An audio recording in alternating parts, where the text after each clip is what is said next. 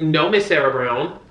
Was not Sarah Brown. Yeah, it was Sarah Brown. You were Sarah Brown? No, I wasn't. You were not Sarah Brown. Yeah. I was never anything either, so. I was never anything. I was never anything.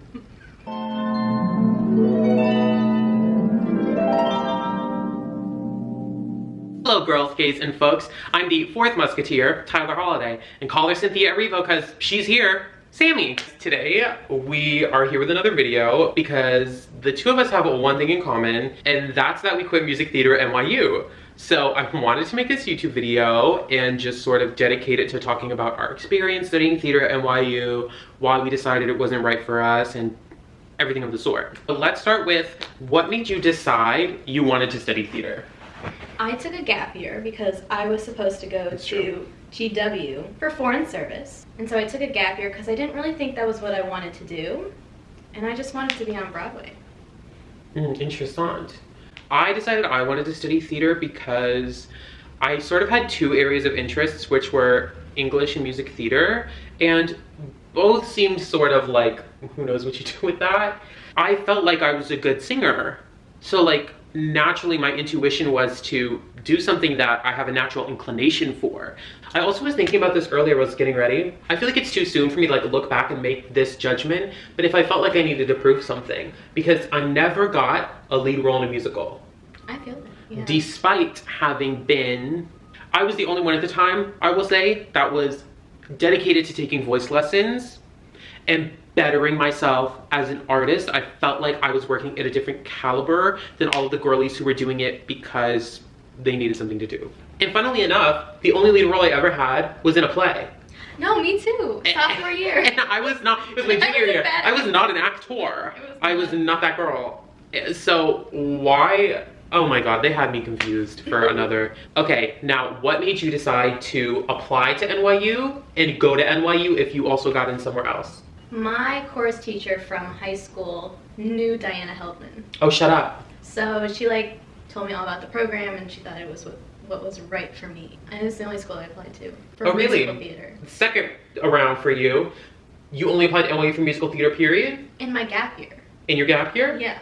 Oh, interesting. So I had a friend who was 1 year above me, Anissa, and she got into NYU for vocal performance. And we were close, we were buddy-buddy, and she told me about the program. And she had seen my voice teacher in Florida for some time, who also thought that a vocal performance program specifically was going to be more beneficial for me as someone who considered their voice like their main strength. I'll also add that when I say that the two of us studied music theater at NYU, we were not in Tisch, we were former NYU Steinhardt vocal performance in musical theater students. So because I was personally close with someone who was really familiar with the program and in conjunction with my voice teacher thought I would be a good fit for it, that was what made it somewhere that I wanted to apply. Now, unlike Samantha, I applied to 8 schools, 4 in the state of Florida, 4 out of the state of Florida, all for music theater. And I got into all of them. The reason I went with NYU, I had 2 reasons. One was, I mean, who doesn't want to live in New York City?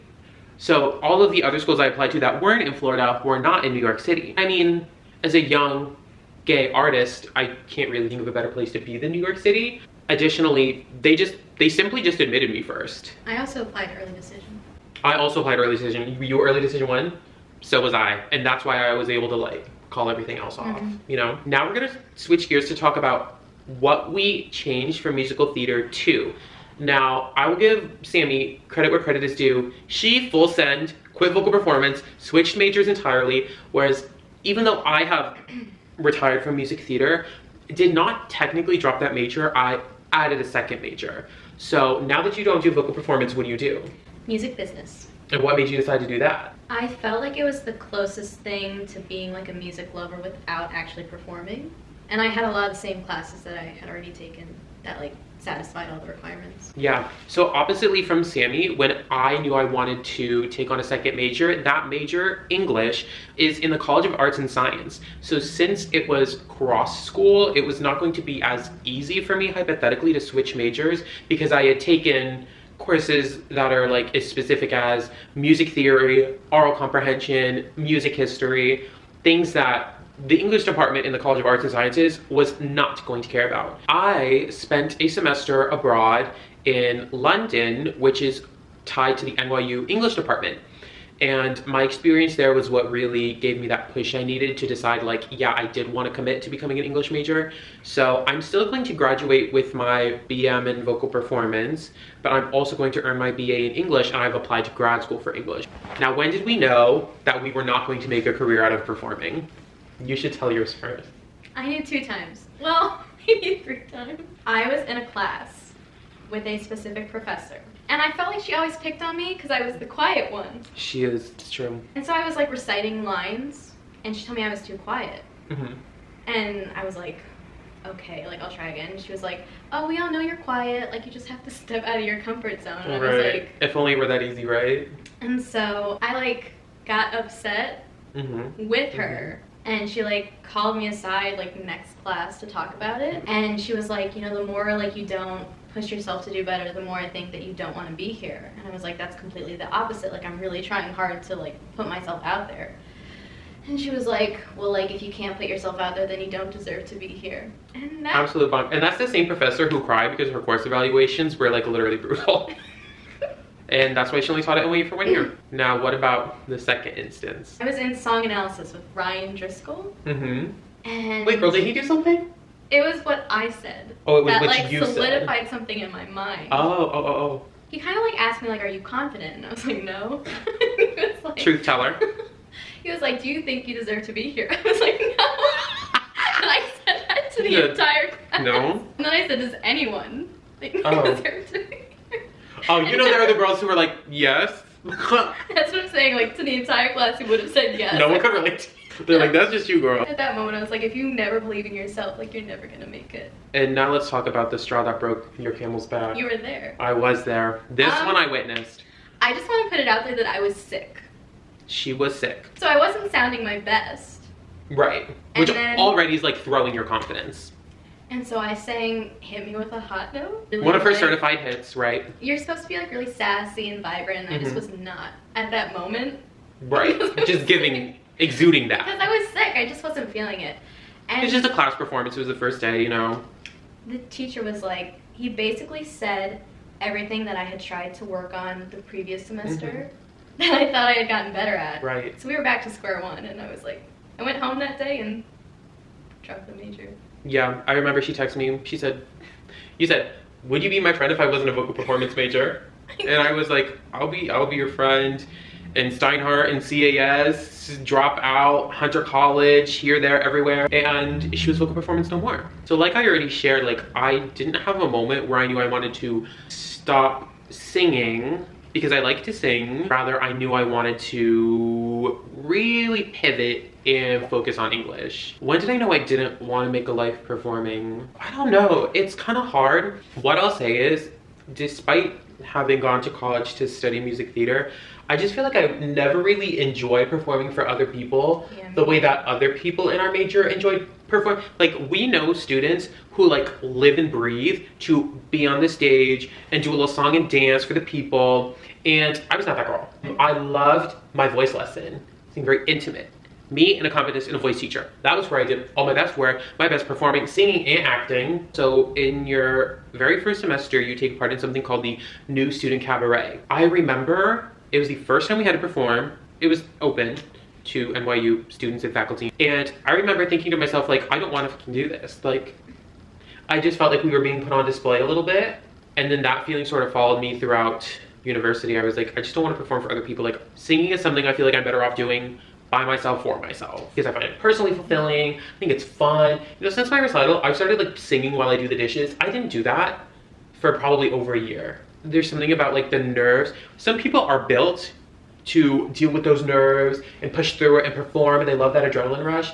That's not me. I hate being nervous. I hate putting myself in that position. And for that reason, I was like, I'm just not built like that. Like, these bitches are built different. Like, I just knew I wasn't meant to make a career out of like being nervous. Now, if you could go back in time, would you go to a different school or study a different subject? You mean like a whole different college? Whole different. What would you do? Where would you go? What would you study? It's hard because I like have so many different interests. Like, I really wanted to go to Georgetown. Do you imagine you'd have been very happy at Georgetown? Yeah, I love the area. I love DC. The tour was great. Yeah. I just really wanted to go there. I also really wanted to go to the University of Chicago. Did you I really? love Chicago. I like Chicago too. And I just felt, I don't know, like going through all these tours, like there was some where I just felt like I fit there. Like I could see myself. Right. Now, did you tour NYU? No. Because, well, I grew up in New York.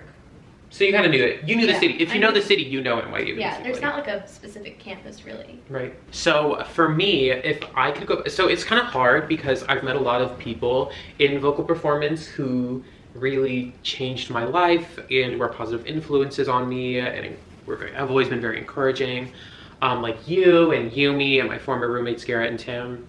But I think, like, if we were talking like specifically academic careers, I think I would have liked to have gone to NYU, but to have studied English like from the get-go. If I could go back, but I can't. And I am still getting my English degree. So I just wanted to, only because I was going to apply for a second major that was across school, I felt like I should finish what I started because I had already done 75% of the vocal performance degree. And I didn't really have a reason to not just go ahead and finish it in conjunction, considering I could add the second major with minimal sort of effort. Would you ever seriously consider performing on Broadway? No. No? If you could, would you? No, because I dread like performing on stage. Yeah. And I think that was really evident in my face every time I sang. It's hard. I would say I've only ruled it like 95% out. I think if it was the right time in my life and I'd forged the right connections and they're going to do the right show and the right people approached me, then I would maybe consider it. Oh, you know what I would go on Broadway for if they remade, or if they brought La La Land to Broadway, which I think they're gonna do. She would be spectacular in that role. So what we're hearing is you would do it for the right show. Yeah, maybe the right role. Because I'm also imagining like when you are sort of in that position where like you don't audition, like someone like would email, like get in touch with someone you know and be like, would you ask Sammie if she would consider like doing the first 9 weeks of La La Land on Broadway? I think we should each pick like a highlight of our vocal performance career. You have one. I'd say for New Student Cab. Yeah? Because when they first introduced it to us, like I was like put on the spot to sing it at that time, and I got such incredible feedback, which I had never gotten in my life. Right, it was in her breakout role as the finale of our New Student Cabaret, singing Here's Where I Stand. There you go. From camp. If I had to pick one, mine would be, I feel like my recital, you know, only because it's something you work towards for almost 4 years. It's kind of just nice. Like the relief of getting it over with is like unlike anything I felt since I came to school. I also had drama at one point because you get assigned to a voice teacher is the procedure. And after my first year at NYU, my voice teacher was not recontracted. And it was this huge drama in the program. And I had to be reassigned. It felt a little bit melodramatic, but I did give them kind of an ultimatum. I was like, I want to have this particular voice teacher, or probably would have switched majors. Because at that point, I was only a year in. Wouldn't have been the end of the world, really. And I do think that was sort of one of my Karen Huger, God has his hand in everything moments, because the voice teacher I ended up with is so spectacular and he's so special to me and he's helped me to learn and grow so much as a singer and a performer and artist and person. Yeah, I don't feel like I'm done singing. Like, I don't think I'll ever be done singing. Like, singing brings me this sort of like joy that I can't really think of anything else that brings me that kind of joy, you know? It's something that feels very special to me. But I don't want to do it for people. Like, I don't want to do it professionally. Which is another reason I would never perform on Broadway, is I don't want to audition. I'm sorry, that is so silly to me. First of all, the nerves. Second of all, they got y'all lining up in the cold, in Hell's Kitchen, to put your name down, to be seen, cattle call, this, that,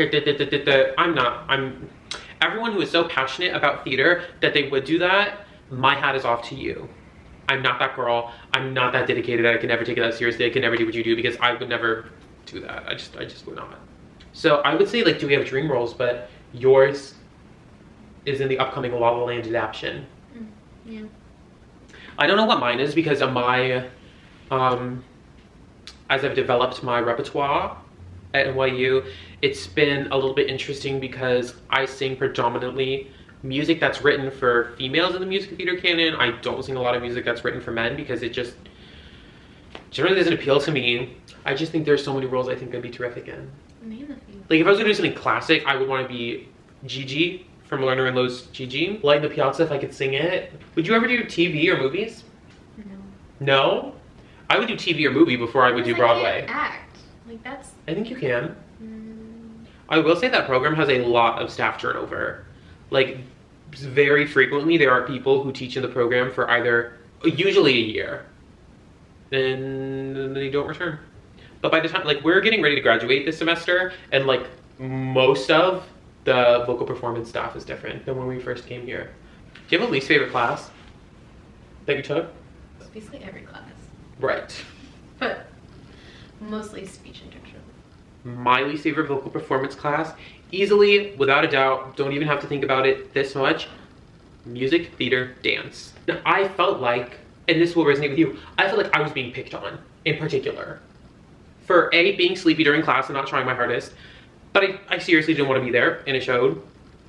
But also, I'm a little chunky yet funky, so I couldn't do the flips and kicks and tricks that the other girls were doing. So there were times that I felt like what I was doing, even though it was my personal best, was paling in comparison to the best of people who were more capable than me. I didn't want to be there, I'll tell the truth. And he knew I didn't want to be there. Let's talk about the fact that I did one musical during my time at NYU. I did one musical. I did none. She did none. I did one. And it was Guys and Dolls. Worst experience I've had in my life. What? It's true, it's true. It was the worst. I didn't know It that. was the worst. Why? It's why I never auditioned for anything again. Which is why I'm about to go on my 4th semester in a row not auditioning for anything because I don't want to be in anything. It was just very unorganized. I mean, the director ended up standing in front of us during like the pre-show speech on opening night and was like, I wish we had another week. She would get caught up in the nuances of things and leave other pieces completely unworked on. Not to mention I was too fat for my costumes. I had to resew it every night. Tell us how, when we got to NYU, that very first semester, we were busy doing New Student Cabaret. They did Brigadoon. That it may have gone down in history as the best show that NYU Steinhardt has ever done. Nothing that our program has done since Brigadoon has paled in comparison. It's true. The theater outlets were tweeting about it. Meg Bussert had a cameo. It was this whole thing. They got permission to make cuts to the musical so that it was one sort of longer act. We saw it twice. I'd have seen it 3 times if we could get their tickets. We laughed, we cried, there were chills. It was everything I wanted to be a part of and never got the chance to. I also felt like the program there's something about having to get up every day and go sing for your peers and be criticized that like absolutely obliterated my passion for music for a very long time. I have genuinely had to recover. There were times where like I just didn't like singing. I was like, this is fucking stupid. There were times where I dread going to class. Absolutely. Because there's also no hiding. Because our program is small enough, you perform. Say you're in a class like French diction, you're going to perform once a week, if not every other week at least. Constantly getting up and constantly singing for people and professors and getting feedback, and it's not fun anymore. I was not having fun. Should people audition for vocal performance at NYU Steinhardt? Should people? Okay, let's talk. Who is right for NYU vocal performance? Something I will admit is that at least I thought it wasn't as cutthroat as I feel like other universities are. It's very low-key, like... I would agree. I would say that a lot of people in our program are really friendly, and you also get to become acquainted with the graduate students, which is sort of a special experience. So it is a pretty easygoing experience in that sense. I also think Samantha and I sort of arrived just a couple years before they made some very important changes and altered the curriculum, so that it's going to be a lot easier for people who follow us. There is more division now between the classical voice and the music theater, so if you're music theater, you aren't gonna have to take all sorts of diction classes. If you consider yourself to be like a huge theater nerd and you are like super over the top passionate about it, and you are desperate, you're hungry to like work and get feedback and like be a performer and like live that life, then you'll like the program. Well, thank you guys for joining us for another video. Please remember to like this video, comment on this video, subscribe to my channel, send this video to someone who's considering auditioning for NYU Vocal Performance and Music Theater, Steinhardt. And until the next video, be well. Bye, guys.